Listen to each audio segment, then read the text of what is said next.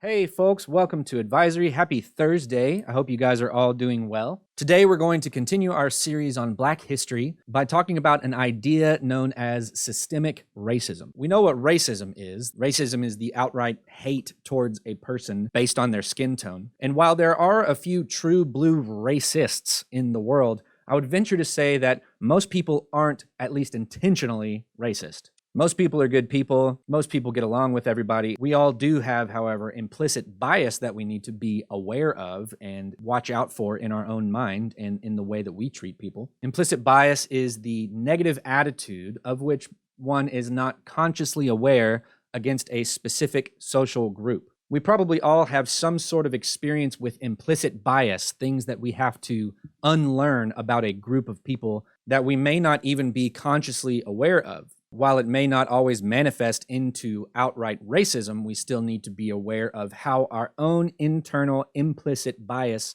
can get in the way of treating people equally or fairly. It is this implicit bias that leads us to this idea of systemic racism. We're going to define this idea and discuss it as it pertains to America, but we're also going to have a moment where we look at Dallas specifically and how systemic racism has affected Dallas. To start this discussion, I'm going to show you a short video that describes systemic racism and explains how it affects real people. They're going to use the hypothetical examples of two girls born around the same time, Emily, who is white, and Ebony, who is black. And it follows what happens to them as they go to school, as they graduate, and as they enter the job force. And while these two girls are made up, they are based on a real set of statistics that show what systemic racism looks like in the real world.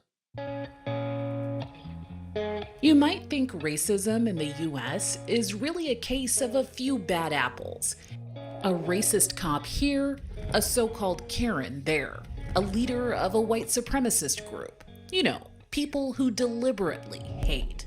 But we can't blame racism in America on just a few bad apples.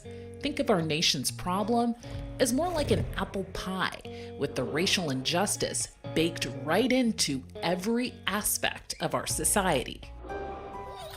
Meet Ebony and Emily, two American babies, one black, one white, born at the same time, same place, but Ebony will not get an equal slice of the pie, and that starts from birth. Because of her race, Ebony is 3 times more likely than Emily to die in the hospital as a newborn if her doctor is white. And once Ebony and Emily go to school, while both girls occasionally misbehave, studies show they won't face the same punishment. Ebony is 7 times more likely than Emily to be suspended, and 4 times more likely to be arrested on campus.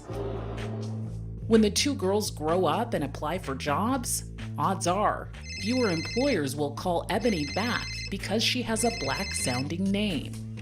And even though Emily and Ebony will get the same college degree, once Ebony is hired statistically as a black person, she'll make an average of 25% less than Emily. So why didn't Ebony get an equal slice of that apple pie? It's because systemic racism is built into our country's DNA. All right, so again, the difference between the two lives of Ebony and Emily, they are not describing what exactly will happen to every white person and exactly what will happen to every black person. But the statistics overall of the population of America show these disparities, show this gap between the experience generally of a white person and the experience generally of a person of color. She now will explain the history of systemic racism as it started out as slavery back when the country was started. In the 17th and 18th centuries, wealthy white men needed land, so they took it from indigenous people and then forced blacks into slavery. To justify using blacks for free labor, the whites in power promoted a myth that blacks were inferior. And as Seattle-based author Ijoma Oluo points out, our nation's institutions, politics, and policies were designed against the backdrop of that money-driven lie that black people just weren't as worthy or as capable as whites. Our school systems were built around this, our economic systems are built around this, our government systems were built around this. And it is simply that things were designed to uphold this story, to uphold this exploitation. And even though slavery ended here more than 150 years ago, the racism that fueled it persists in systemic ways today. White Americans now hold 85% of this country's wealth. Black Americans, just over 4%, and Hispanics, just over 3%. People of color, people like Ebony, are statistically more likely to be impoverished, incarcerated, and face discrimination in healthcare. Emily may have her own barriers in life, but her skin color won't be one of them. So again, it's not to say that just because these barriers are there that Ebony cannot be successful, and it's not to say that Emily doesn't have her own set of barriers. All this is to say is that race, specifically in this country, and skin color has been used by multiple institutions such as government and banks to keep people of color from having the same opportunities as white folks. To show you some examples of systemic racism, we're going to focus on two aspects of society. The first will be schools, and then we'll talk about housing. And we're going to talk about how systemic racism in both of these categories has happened in the great city of Dallas, Texas. That's right, Dallas. We are coming to talk to you. So buckle up. Buckle up. So as you hopefully know already, before the 1950s and the Civil Rights Movement, America, and especially the South, was largely segregated. Many systems in society, especially those under the government of Southern lawmakers, were segregated, and schools were no exception. It was common practice to have a school in which only white students attended and a school that only black students attended. And even though lawmakers at the time would say that this was a separate but equal setup, there was nothing much equal about it. Most often, the white schools would get a lot of funding and the black schools would suffer from a lack of funding. And when you don't have the same amount of funding, you're not getting the same quality of education. Further into the 1950s, people started to get sick of this and started to take to the streets demanding that the government integrate the school systems across the entire nation. Finally, this pressure was enough, and enough cases got sent to the Supreme Court that they declared segregation in public schools to be unconstitutional. This was the case that you'll hear about a lot called Brown versus the Board of Education. This order outlawed segregation, and for the next few years, schools across America were integrated. And from that day forward in 1954, everything was great and everyone was totally cool with it. Nobody got upset and everything was totally fine. Is what I would say if it were true. But unfortunately, many school districts, especially in the South, took a long time and fought the government at every turn when it came to integrating their schools. Mr. Hall, You may be wondering, how did Dallas do? well, I'll tell you. When the decree came from the Supreme Court, this was the quote from the superintendent at the time. He said that Dallas public schools definitely will not end segregation.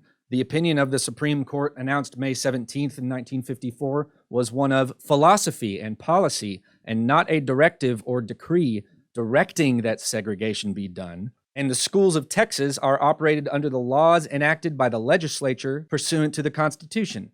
In Texas, the Constitution prescribes segregation. He also said that local school boards have no option except to carry on the legally constituted segregated schools as presently organized. So basically, he's saying, You know, that thing from the Supreme Court, that was mostly just a suggestion. They didn't direct or decree that we had to end segregation. Plus, in Texas, the Constitution prescribes segregation. So we gotta follow the rules of Texas, y'all. man, it really seems like this superintendent at the time was kind of a piece of work. What was his name? Let's see, what was the superintendent's name at the time? Uh-oh. Warren Travis White?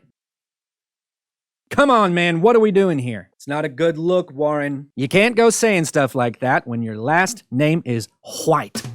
Okay, all right, what else does it say? By 1961, Dallas is the largest city in the South and the last in Texas still maintaining a segregated school system. Oh yeah, that's good. That's good. Good job, Dallas. And then finally they got their act together, and in 1961, 18 African American students would be the first to enter white-only schools in Dallas. And just 6 years later, in 1967, DISD would say, Dallas has now been desegregated.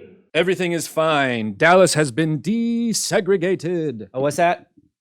Oh, they kind of lied about that at the time? Gosh. While DISD believed it had complied with the Brown ruling from 1954, by 1970, a man named Sam Tasby disagreed. Mr. Tasby lived near Love Field and questioned why he had to send his 2 children several miles to an all-black school when there was a perfectly fine school within walking distance of his house. But the school happened to be white. So the whole time Dallas is saying, no, yeah, totally, we're definitely desegregated. There are definitely no all-black or all-white schools in Dallas. Thank you very much. Which, of course, was not true. On October 6th, 1970, Mr. Tasby filed a lawsuit against DISD, claiming that the school district continued to operate a dual school system, a segregated system, which is prohibited under Brown. This challenge from Mr. Tasby would wind its way through the courts off and on again over the next 33 years. You couldn't speed that one along, huh? We couldn't get that done in less than 33 years? Then, nearly 30 years after the Brown v. Board of Education ruling, in August of 1983, the DISD school board finally ended its fight against court-ordered desegregation by unanimously accepting the Fifth Circuit's upholding of Judge Sanders' desegregation plan. And from that time on, DISD would remain under Sanders' oversight until he declared it desegregated. So the school board finally agreed to go under the supervision of this judge, Judge Sanders, and he said, I will let you know when I think that Dallas has officially desegregated the schools, which did not happen until 2003. When Judge Sanders officially ruled DISD desegregated 49 years after Brown versus Board was decided. Ugh, I'm exhausted. So it was not, unfortunately, the nice, clean, immediate effect that took place when this Supreme Court decision was made. It took years, and in some cases, Dallas, into the next millennium, to actually desegregate schools. So when we talk about systemic racism and systemic inequality, these are the kind of things that we are talking about. It's an unfortunate truth that if you are a person of color, particularly a black person, that your great-grandparents or your grandparents lived in a world where they had to go to a segregated school that did not get as much attention and resources as a white school. And while we like to think of this as way in the past, these systemic injustices still have an effect on how people are able to live today. There was more than I anticipated to say about schools, so we will talk about the Dallas housing market next week as we talk more about systemic racism. There are some discussion questions on the next slide, so please enjoy those with your class. Be good to yourself and others, and I will see you real soon. Wait! One more thing. I want to let you know that tomorrow we will not have a normal advisory time. We will have a presentation later in the day around 1:30 where the organization Sandy Hook Promise will be talking to us about school safety. Some of you may remember, but Sandy Hook is the name of an elementary school where a few years ago a terrible school shooting took place. Sandy Hook Promise is the organization started by the parents of students that lost their lives on that day, and they will be doing a longer presentation over school safety, especially as it pertains to gun violence. It is very important that everybody tune in to this presentation. Your teachers will have instructions on how to do that, but I just wanted to let you know that that is coming to prepare you so you weren't caught off guard, as some of the things that they will be talking about may be hard to hear. So we'll do that tomorrow. Enjoy the discussion on the next slide. Be good to yourself and others, and I'll see you real soon.